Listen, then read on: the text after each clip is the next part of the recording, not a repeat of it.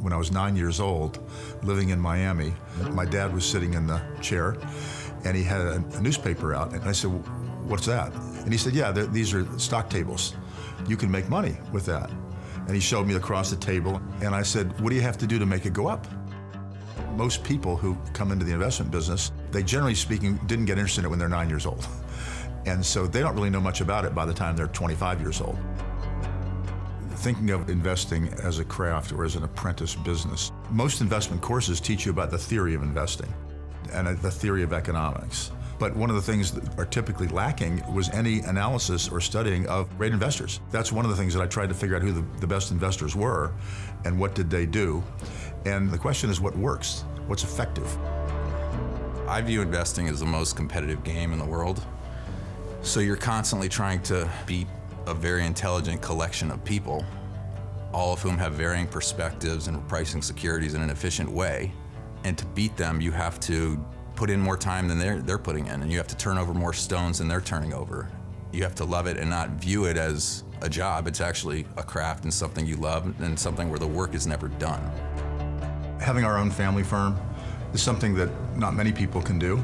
It's a perfect time to actually roll out new products in the industry.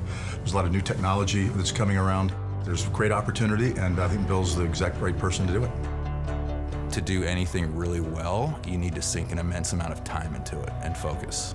There's a lot of evidence that in order to master something, you have to spend at least 10,000 hours doing it, whether it be practicing the violin, pitching, the baseball.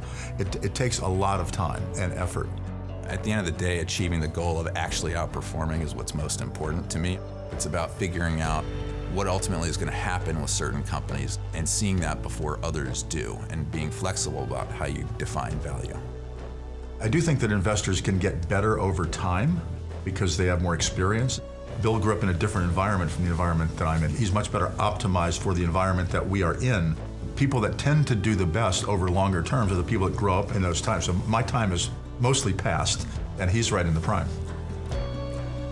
I think we can level the field for the retail investor and allow them to get more active and understand better what they're doing and why. My dad was a leader on that front 20, 30 years ago in creating an unconstrained mutual fund.